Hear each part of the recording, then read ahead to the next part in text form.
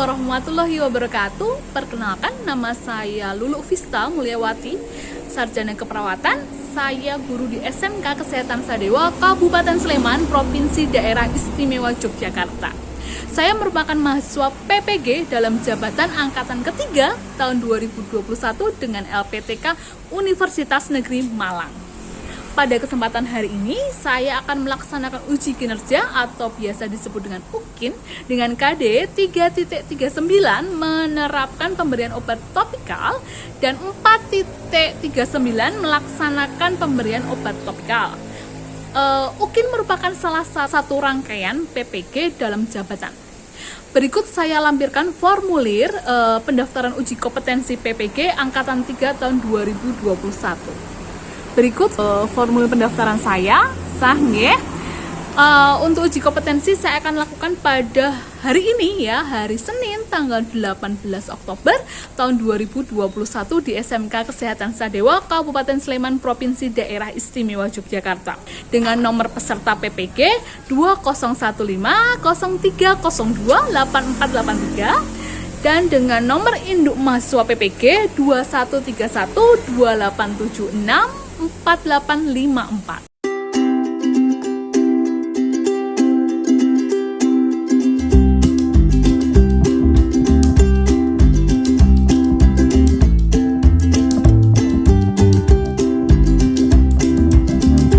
Assalamualaikum warahmatullahi wabarakatuh. Waalaikumsalam warahmatullahi wabarakatuh. Selamat pagi. Selamat pagi. Sehat semuanya?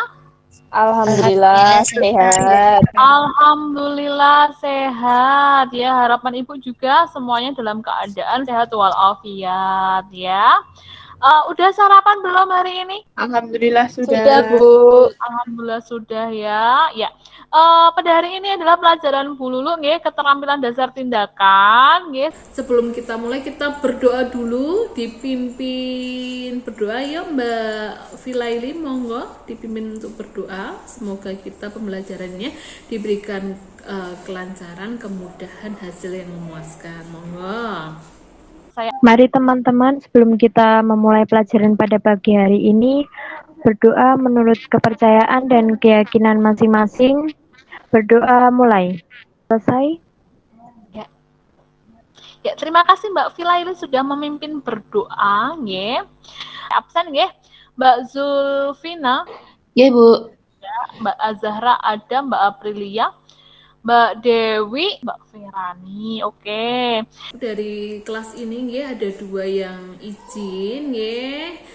Mbak Sevika nggih izin untuk kontrol, kemudian Mbak Yuliana izin sakit. Kita doakan teman-teman kita yang dalam keadaan sakit semoga diberikan kesehatan. Sebelum Ibu mulai, materi kita adalah obat topikal ya, obat topikal. Semua pernah dengarkan obat topikal, tapi Ibu cross check dulu.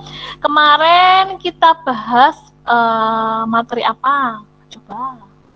Pemberian obat oral, Bu. Obat oral. Pemberian obat oral, betul sekali. Apa definisi obat oral? Ayo. Mengonsumsi obat melalui mulut. Mengkonsumsi obat melalui mulut, betul ya. Kemarin kita mempelajari mengenai obat oral, selanjutnya kita mempelajari mengenai obat topikal ya. Oke, obat topikal. Mungkin sebelum kita mulai adakah yang ingin tanyakan? Mohon maaf Bu, sebelumnya saya izin tanya, Oke. apakah obat topik itu mempunyai efek samping? Terima kasih. Oke, pertanyaan bagus sekali Mbak Amalia. Apakah obat topikal itu mempunyai efek samping? Ada yang bisa membantu menjawab Ibu? Izin menjawab ya Bu ya. Boleh Mbak Siti. Obat topikal memiliki efek samping yaitu sensasi rasa terbakar, gatal, kemerahan, iritasi, dan rasa seperti tersengat Bu. Terima kasih. Oke, bagus sekali Mbak Siti. Aplaus dong buat kalian semuanya. Belum mulai pelajaran sudah bisa mengaplikasikan. Baik, memberikan kita gambaran obat topikal. Mungkin kalian taunya topikal itu hanya di kulit ya. Nanti akan kita pelajari. Sebenarnya obat topikal itu digunakan di mana saja. Bisa digunakan pada sehari-hari. Oh, saya terkena knalpot, berarti dikasihkan obat topikal. gagal kena pisau, berarti kita menggunakan obat topikal ya.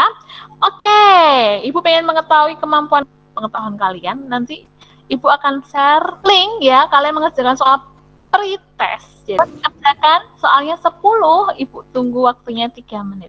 Dimulai dari sekarang ya.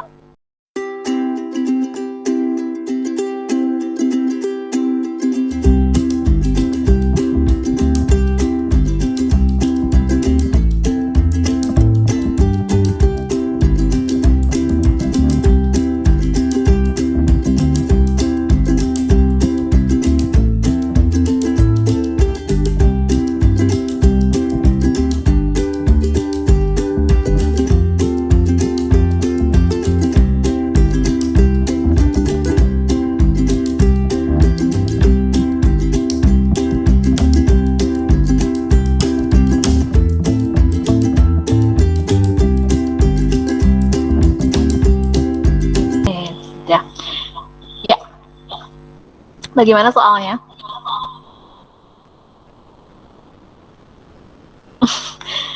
Tadi ada yang ragu, Bu. Ragu, iya nggak apa-apa. Ini adalah tes mengukur kemampuan awal kalian. Gabriela, kenapa angkat tangan, Gabriela? Gabriela, kenapa angkat tangan? Capek loh nanti. Enggak, angkat Bu. tangan. Ini angkat tangan, coba dicek lagi HP-nya ya. Oke, saya share PPT dulu nggih. Ya, hari ini kita ada membahas obat topikal ya. Sesuai dengan janji kita kemarin, Ibu akan memberikan motivasi. Jangan menunggu bisa baru melakukan, tapi lakukanlah, kamu pasti bisa. Ya, itu adalah motivasi Ibu pada hari ini ya. Jangan nunggu aku harus bisa dulu, enggak, tapi lakukanlah biar kamu bisa. Selanjutnya ya, Ibu akan menjelaskan kompetensi dasar ya, 3.9 dan 4.39, menerapkan pemberian obat topikal, kemudian melaksanakan pemberian obat topikal. Indikator pencapaian kompetensi ini ada 5, ya, menentukan definisi obat topikal, mohon maaf. Kemudian menganalisis pemanfaatan obat topikal, menyimpulkan mekanisme kerja sediaan obat topikal, menganalisis kasus dengan intervensi pemberian obat secara topikal, dan yang terakhir adalah melakukan pemberian obat topikal sesuai kasus.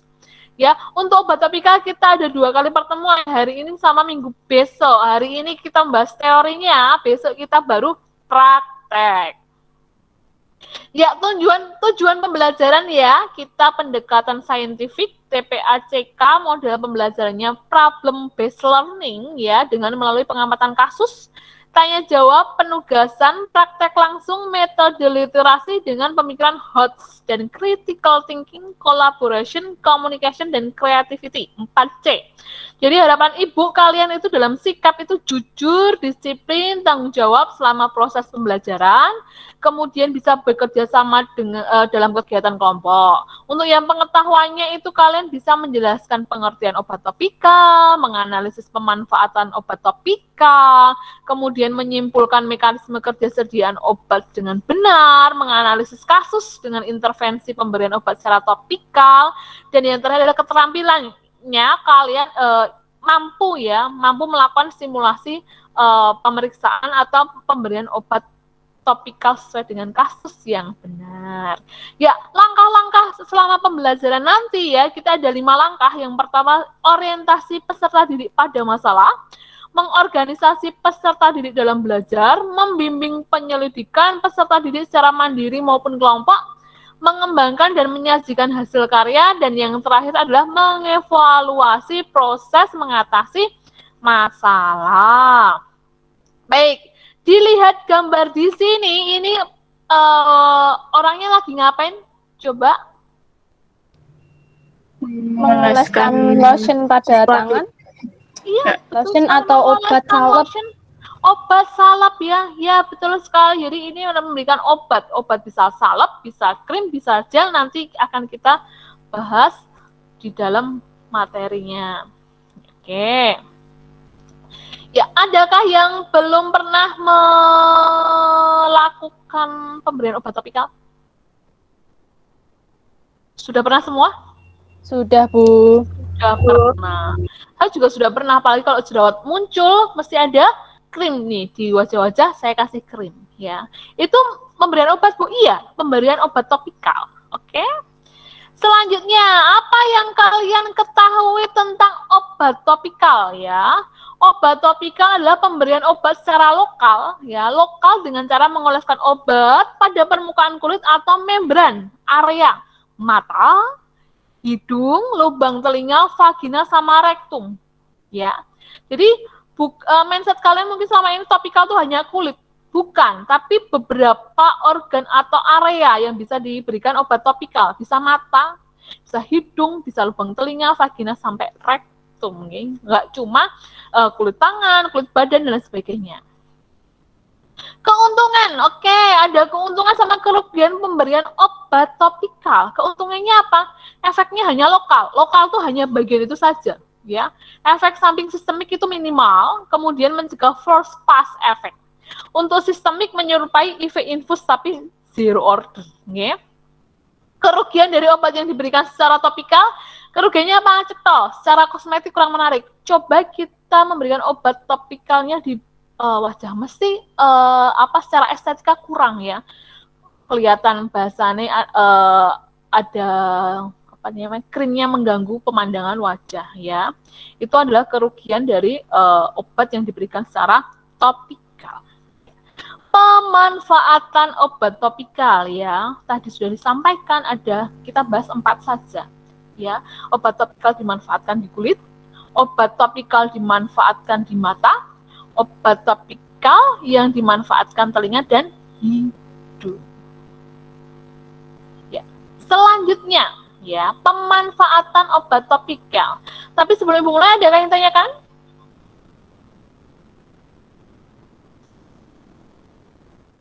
Adakah? Insya Allah belum, Bu. Oke. Insya Allah belum. Pemberian obat topikal pada kulit ya, yang pertama adalah menyiapkan dan memberikan obat secara lokal pada pasien pada kulit ya, pada pasien pada kulit baik dalam bentuk padat, salep maupun bentuk cair ya. Bu, ada padat atau cair? Ada, dengan menggosokkan bagian kulit yang mengalami gangguan tertentu ataupun dengan bentuk serbuk dengan pertimbangan keadaan pasiennya ya. Kemudian yang kedua adalah pemberian obat topikal pada mata. Ya, mata bisa dikasih obat topikal, Bu? Bisa. Bisa ya. Jadi kita bisa memberikan obat topikal pada mata. Yang selanjutnya adalah pemberian obat topikal pada telinga. Ya, telinga bisa diberikan juga. Kemudian pemberian obat topikal pada hidung. Ya, ini adalah mekanisme kerja sediaan obat topikal. Ini Ibu akan putarkan.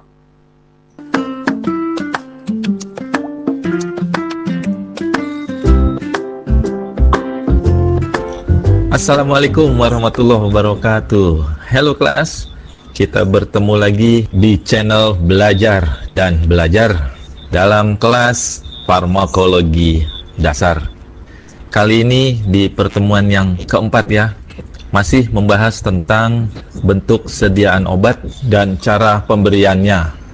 Dalam pertemuan yang terdahulu kita telah membahas tentang bentuk sediaan obat padat dan juga bentuk sediaan obat cair. Kali ini kita akan membahas tentang bentuk sediaan obat topikal.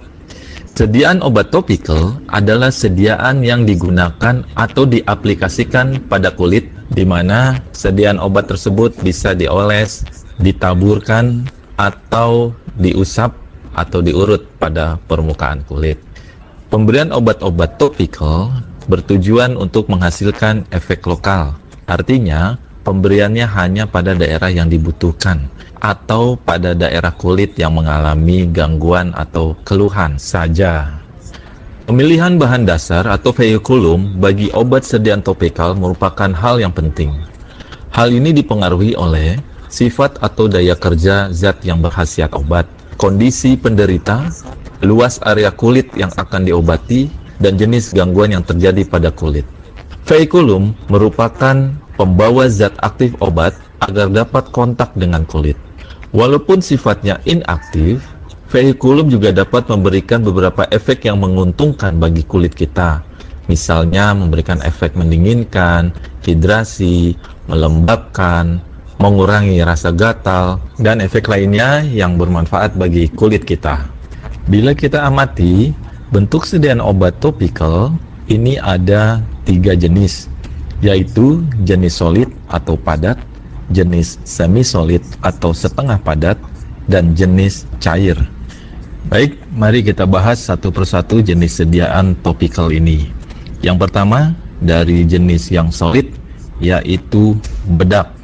Bedak merupakan veikulum solid atau padat yang memiliki efek mendinginkan, menyerap cairan, serta mengurangi gesekan pada area kulit yang diaplikasikan. Sebagian besar bedak mengandung zinc oxide. Zinc oxide ini memiliki efek antiseptik. Bedak juga mengandung magnesium silikat yang memberikan efek licin atau lubrikasi dan juga mengeringkan. Selain itu, beberapa bedak juga mengandung stearat yang mampu meningkatkan daya lekat bedak pada kulit. Selain kandungan zat aktif obat, di dalam sediaan bedak juga ditambahkan bahan pengawet untuk mencegah pertumbuhan mikroorganisme dan juga antioksidan yang berguna untuk menghindari dari kerusakan bedak akibat pengaruh oksidasi udara dari luar. Kemampuan penetrasi bedak pada kulit itu relatif rendah. Hal ini menyebabkan penggunaan bedak terbatas, antara lain hanya untuk keperluan kosmetik, dan gangguan kulit sifatnya ringan. Efek samping dapat ditimbulkan pada penggunaan bedak, antara lain terinhalasinya bedak ke saluran nafas, dan ini akan mengganggu saluran nafas kita, dari yang sifatnya ringan sampai yang berat, dan kadang bedak menimbulkan iritasi pada kulit kita. Bentuk sediaan obat topikal yang berikutnya yaitu semi-solid. Yang pertama kita bahas tentang salep. Salep adalah sediaan topikal semi-solid atau setengah padat yang mudah diaplikasikan dengan cara dioleskan pada permukaan kulit. Ia digunakan sebagai obat luar. Salep terdiri dari substansi minyak atau emulsi lemak yang mengandung air dalam proporsi tertentu. Di dalam salep dimasukkan zat aktif obat yang berguna untuk mengatasi berbagai penyakit atau keluhan-keluhan pada kulit. Tujuan penggunaan obat bentuk sediaan salep bagi kulit antara lain untuk melindungi kulit dari infeksi. Ya, itu tadi ya, linknya sudah Ibu share kemarin, mungkin kalian sudah lihat. Itu adalah mekanisme dari obat topikal. Stop screen dulu. Balik lagi ke PP-nya.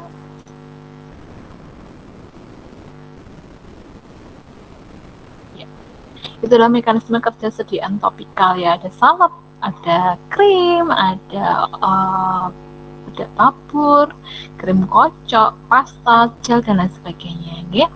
Ya, dari pemaparan Ibu sama video yang Ibu berikan tadi, kalian sekarang punya tugas ya. Tugasnya adalah buka LKPD-nya yang pernah Ibu share ya. Pernah kan Ibu share?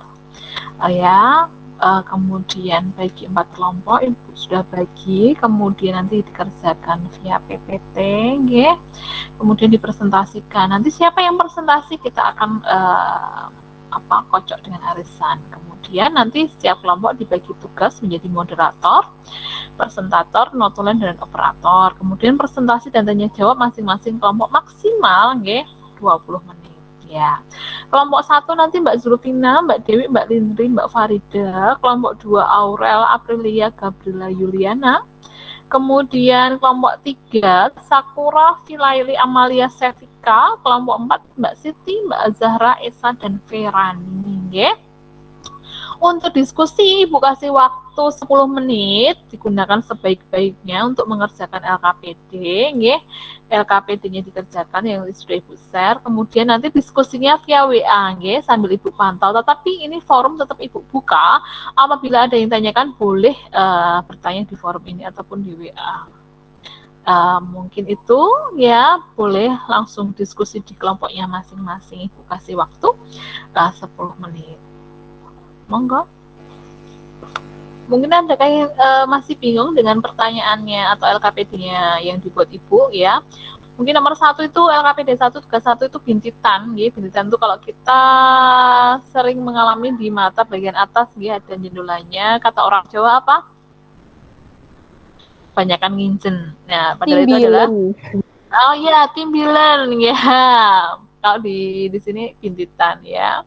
Mungkin kalian bisa searching di Google dan lain sebagainya untuk menambah referensi kalian. Kemudian yang kedua, biang keringat itu adalah keringat buntet ya. Itu juga masalah kesehatan, tindakannya seperti apa, nggih?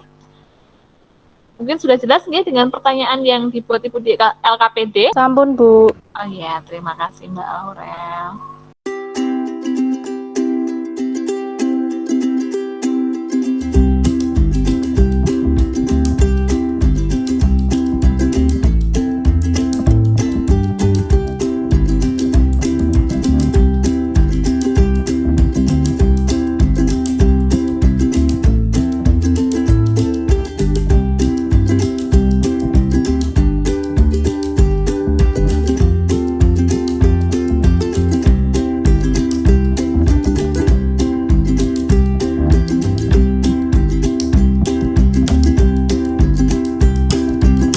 Baik, waktunya sudah selesai, nggih.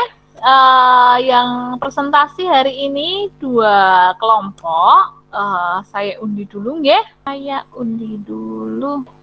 Ini ada kelompok 4 ya, sudah Ibu inputkan. Kelompok 1, 2, 3, 4. Kemudian Ibu start. Siapa yang presentasi?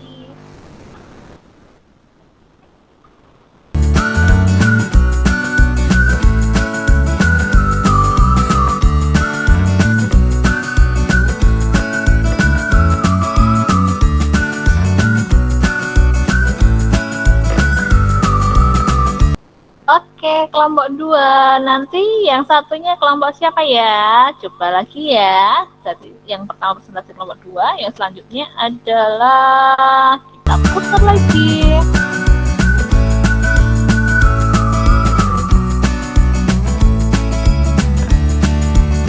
Kelompok 4. Oke, senang ya kayak arisan ya. Deg-degan Bu, Berhadiah. Deg-degan. Benar-benar berhadiah. Oke, monggo. Assalamualaikum warahmatullahi wabarakatuh. Waalaikumsalam. Waalaikumsalam warahmatullahi wabarakatuh. Kenalkan, saya Aprilia Sari Pamela Koco. Saya selaku moderator dalam kelompok 1 ini. Sebelumnya saya akan memperkenalkan anggota kelompok saya. Yang pertama adalah saya sendiri, Aprilia Sari Pamela Koco. Kemudian Aurelia Lintang Nurulair, Gabriela Nima Prawesti, dan Juliana Astuti. Kemudian untuk mempersingkat waktu, saya akan berikan layar kepada Aurel selaku penyampai materi.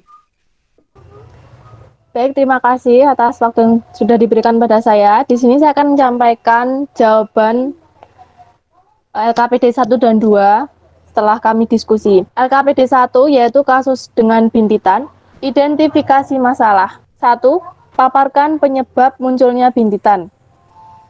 Penyebab utama bintitan adalah infeksi bakteri Staphylococcus.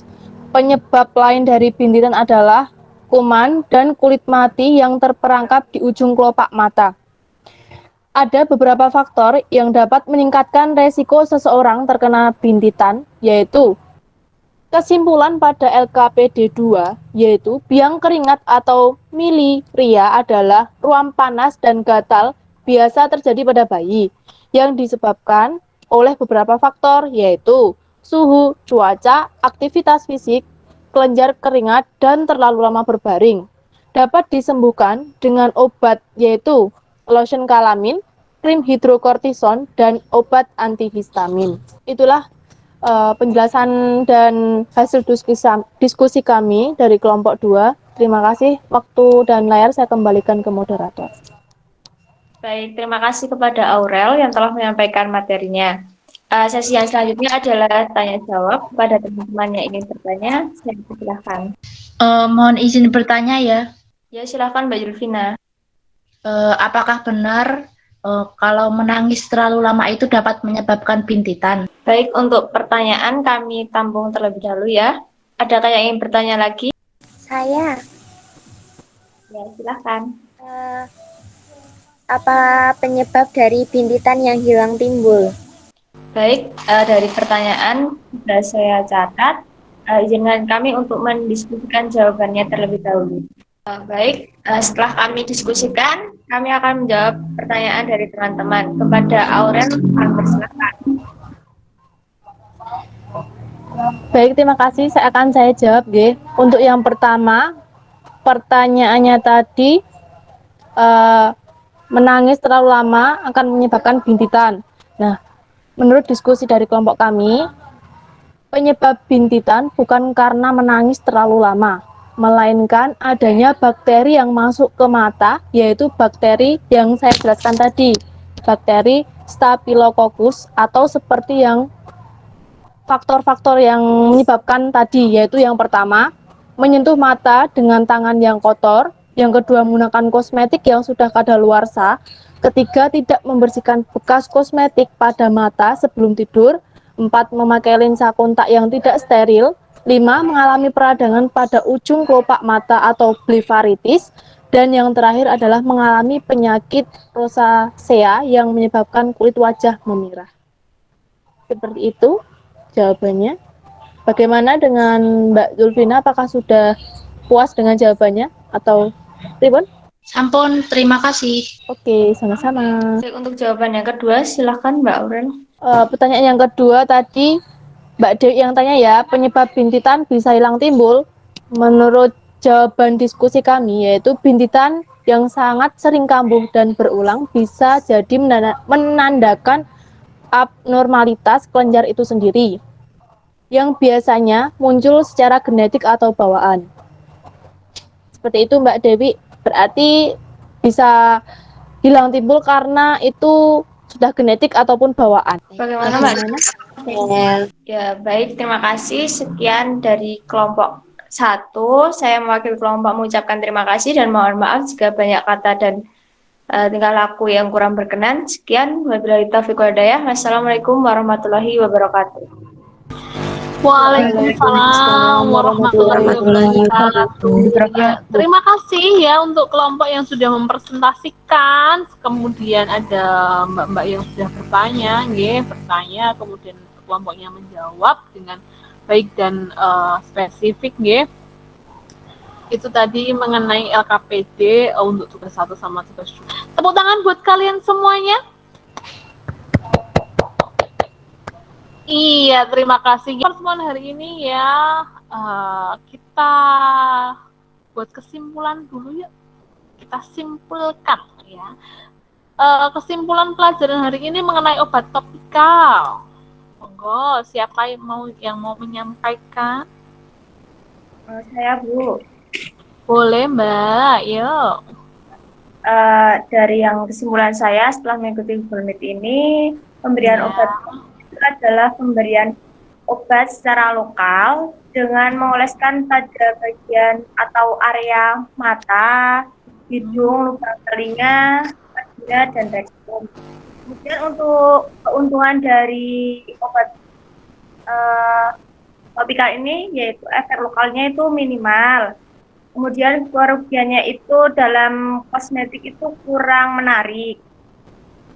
Kemudian untuk pemanfaatan obat topikalnya itu pemberian obatnya itu pada kulit, pada area mata, telinga, dan sebagainya. Iya, terima kasih Mbak Pamela ya sudah menyampaikan kesimpulan materi hari ini. Kemudian kita refleksikan yuk, refleksi diri. Saya minta Mbak Farida yuk menyampaikan refleksi diri Mbak Farida. Baik, saya akan merefleksikan sebelum saya mendapat materi mengenai obat tropikal. Setahu saya, obat tropikal itu adalah obat yang hanya bisa digunakan di kulit saja. Ternyata obat tropikal bisa digunakan di mata, hidung, lubang telinga, dan vagina. Begitu, Bu. Terima kasih. Mungkin sedikit Ibu benarkan ya Mbak Farida, bukan tropikal, tapi topikal. Kalau tropikal itu buah-buah tropikal, nanas, jeruk, kiwi, kayak gitu. Oke Mbak Farida? Iya, Bu. Iya. Ya, sebelum ditutup, Ibu akan share link untuk soal post test. Wait ya, wait. Saya share di WA grup ya. Waktu mengerjakan sama dengan yang pretest tadi. Sudah Ibu share di WA grup, monggo dilihat. Waktu mengerjakan dimulai dari sekarang. Yuk, baru 11 siswa, kurang 2 siswa lagi.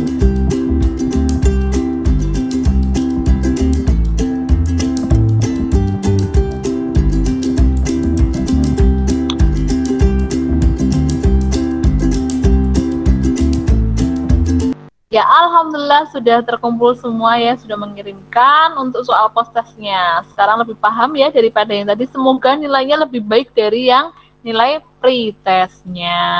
Oke. Besok pertemuan selanjutnya ya, kita masih membahas untuk materi obat topikal, ya, sekaligus dilanjut untuk prakteknya, bagaimana cara memberikan obat topikal tapi sesuai dengan kasusnya masing-masing. Ya, pertemuan besok. Kemudian tetap ya kan masih harus menjaga prokes ya, terapkan 5M, pakai masker, mencuci tangan, menjaga jarak, apalagi Menjauhi kerumunan, menghindari atau menjauhi kerumunan. Satu lagi apa? mengurangi mobilitas. Mengurangi mobilitas, betul sekali. Makanya sekolah masih mengadakan KBM-nya dalam bentuk daring. Ya, tetap jaga kesehatan, minum vitamin, konsumsi buah-buahan, sayur-sayuran. Baik, kita tutup dengan berdoa, dipimpin oleh siapa ya? Saya Bu Firani. Oke, suaranya lemah lembut sekali, monggo. Baik, sebelum kita mengakhiri pembelajaran pada siang hari ini, marilah kita membaca Alhamdulillah bersama-sama. Alhamdulillahirabbil alamin. Terima kasih Mbak Ferani sudah mandu berdoa. Dari Ibu ya, kurang lebihnya mohon maaf. Besok bisa bertemu lagi. Jangan bosan-bosan bertemu dengan dulu. Wassalamualaikum warahmatullahi wabarakatuh. Waalaikumsalam warahmatullahi wabarakatuh. Terima kasih. Selamat pagi menjelang siang. Iya, dadah.